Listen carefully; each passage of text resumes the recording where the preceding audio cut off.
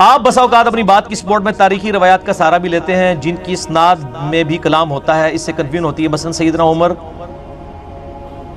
عمر رضی اللہ تعالیٰ عنہ کسی صحابی کا جنازہ اس وقت تک نہیں پڑھتے تھے جب تک حذیفہ ابن یمان اس میں شامل نہ ہو.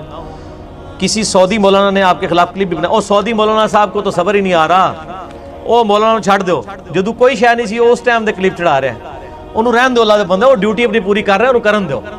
ٹھیک ہے نا جی. ظاہر ہے جی آپ کی جب یعنی ذریعہ معاش یہی ہو تو آپ کو اپنی ڈیوٹی ایمانداری سے پوری کرنی چاہیے، کرنے دیں ان کو. آپ میرا کوئی کلپ بھی دیکھیں میرے بھائی، وہ پورے کانٹیکسٹ سے دیکھا کریں. قرآن پاک سے بھی آپ آؤٹ آف کانٹیکسٹ چیزیں اٹھائیں نا. قرآن میں لکھا ہے حضرت عیسیٰ اللہ کے بیٹے ہیں، چلے، لیکن اس کے ساتھ کچھ اور بھی لکھا ہے لقد کفر الذین قالوا ان اللہ ثالث ثلاثہ. وہ کافر ہیں جو کہہ رہے ہیں کہ اللہ تین میں سے ایک ہے. اور اس میں کتنا فرق ہے کہ قرآن میں لکھا ہوا ہے کہ حضرت عیسیٰ تین میں سے ایک ہے. لو جی کرسچینٹی ثابت ہوگی. یہ بھی ایک کانٹیکسٹ میں بات ہے. میں نے پورا مقدمہ سنی شیعہ کنفلکٹ کا مسئلہ 96 ہے، اس میں سے اس نے کلپ کاٹا اور آدھا کاٹا ہے. وہ ایک بات شروع ہوئی تھی حذیفہ ابن یمان رضی اللہ تعالیٰ عنہ کے رازدار رسول ہونے کے حوالے سے. میں کہتا ہوں جی یہ روایت تو تمام محدثین نے نقل کی ہے. پہلے تو ان کو پیٹیں اپنے محدثین کو جو نقل کرتے رہے ہیں اس حدیث کی شرح میں. میں اس روایت کو تو چھوڑتا ہوں. مسئلہ 96 میرا عظمت صحابہ، رد المنافقین اور سنی شیعہ کے اختلاف کا تحقیقی جائزہ پہلے وہ دیکھیں، آپ کو پتہ چلے کہ قرآن و سنت کا علم کیا ہے. مقدمہ سمجھیں، بیچ میں سے پک اینڈ چوز نہ کریں. باقی ہم صرف حذیفہ ابن یمان کو ڈسکس کر لیتے ہیں. سر حذیفہ ابن یمان رازدار رسول ہیں صلی اللہ علیہ وآلہ وسلم. جی آپ نے تو زبانی سنا ہے نا. میں آپ کو بتاتا ہوں صحیح بخاری میں ہے حضرت حذیفہ کے فضائل پہ چیپٹر ہے جس میں موجود ہے کہ حذیفہ ابن یمان رازدار رسول ہے صلی اللہ علیہ وآلہ وسلم. نمبر 1 رازدار رسول ہے. اگلا سوال ہے کہ حضرت حذیفہ ابن یمان کے پاس راز کون سا ہے؟ نبی صلی اللہ علیہ وسلم نے کوئی خزانے کا نقشہ ان کے حوالے کیا ہے امت کو بتانے کے لیے کہ جب امت میں بھوک پڑ جائے گی تو حذیفہ ابن یمان سے وہ نقشہ لے لینا، فلاں جگہ سونے کی کان نکل آئے گی تو لے لینا، کوئی ہیرے کی کان. یہ دوسرا سوال ہے نا. سر وہ صحیح مسلم میں موجود ہے. تو اڑیاں گلاں ہوندیاں نے، بزرگوں نے فرمایا ہے، علماء فرماتے ہیں، مفتی صاحب کا فتویٰ ہے. ہماری باتیں بخاری مسلم میں ہوتی ہیں. صحیح مسلم میں موجود ہے 7035 نمبر حدیث. یہ مجھے زبانی یاد ہے 7035 کیونکہ 70 کا عدد 35 ہوتا ہے. 7035 کہ نبی صلی اللہ علیہ وآلہ وسلم نے فرمایا میرے صحابہ میں 12 منافق ہیں. فی اصحابی، میرے اصحابہ میں 12 منافق ہیں. لو جی کیڑی دور دی گل ہے، مسلم شریف پہ ہی ہے. یہ کیڑی پڑھی ہوئی ہے؟ یہ تو پڑھی ہوئی ہے. مسلم شریف کھول لینے ہونے انٹرنیشنل نمبر اے کوڑا تے اے مدان. ٹھیک ہے جی. یہ ایچ ڈی کیمرے کا بڑا فائدہ ہے. ٹھیک ہے جی. ایچ ڈی کیمرے کا تو بڑا فائدہ ہے نا. کون بھاگ سکتا ہے؟ اگر کوئی کہے جی منو لبھی نہیں مسلم ہی تنوں نہیں لبھی نا، اے تر میں لب کے دسنا کیوں نہیں لبدی. اللہ کے فضل سے لوگوں نے تو سجائی ہوتی ہیں نا، ہم نے پڑھی ہوئی ہوتی ہیں الحمدللہ. فواد عبد الباقی کا نمبر ہے 2779 اور جو انٹرنیشنل کانٹینیوس نمبر اسلام 360 کا 7035. یہ دیکھیں جی، یہ میں انڈر لائن کر رہا ہوں. ٹھیک ہو گیا جی.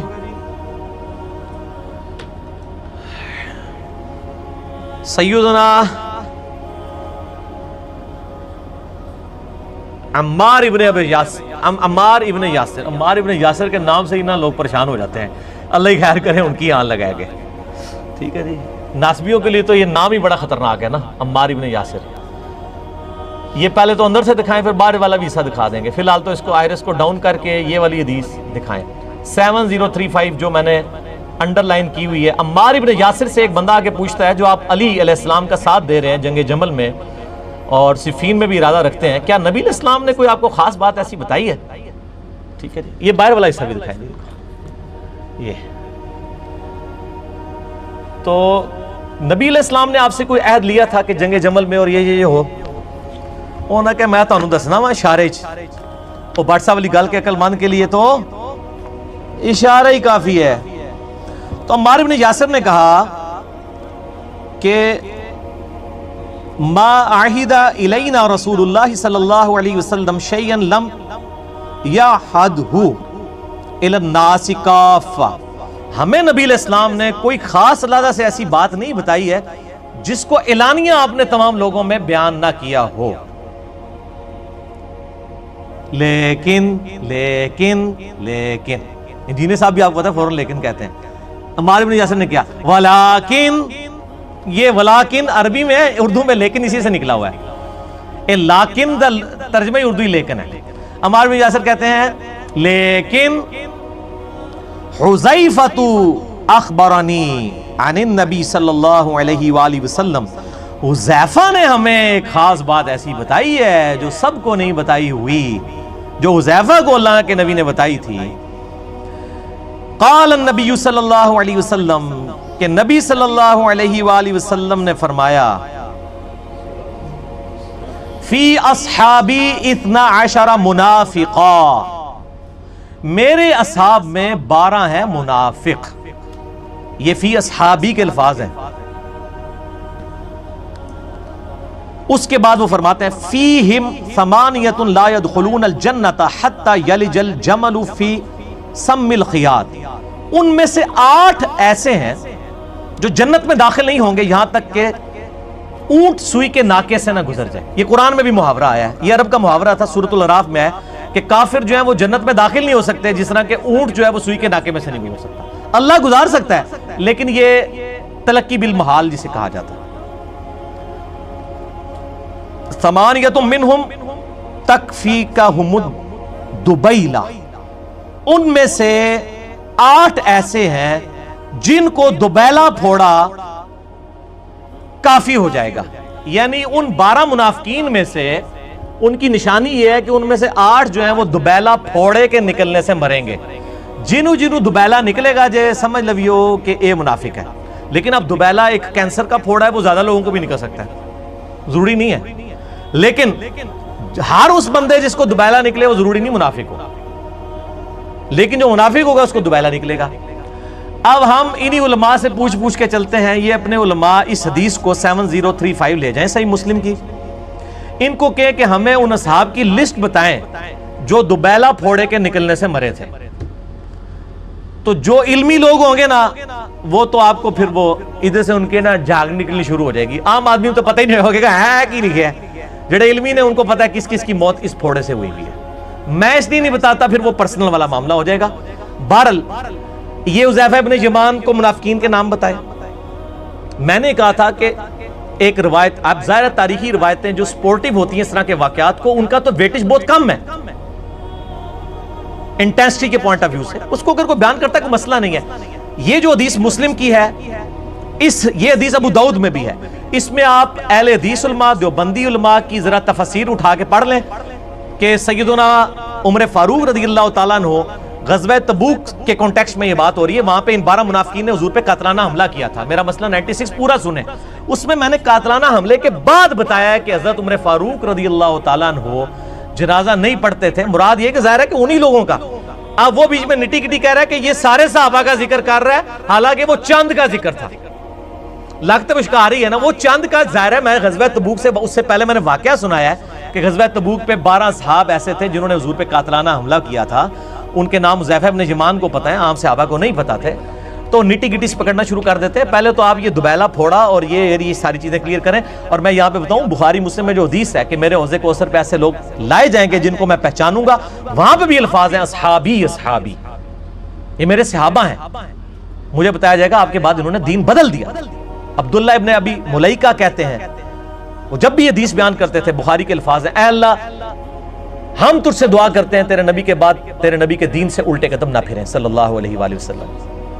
اور ابن عباس کا قول ہے صحیح بخاری میں کہ ان سے مراد وہ لوگ ہیں جو نبی علیہ السلام کی وفات کے بعد مرتد ہو گئے تھے۔ نبی علیہ السلام کی وفات کے بعد جو مرتد ہو وہ نبی کے زمانے میں کیا ہوتا ہے؟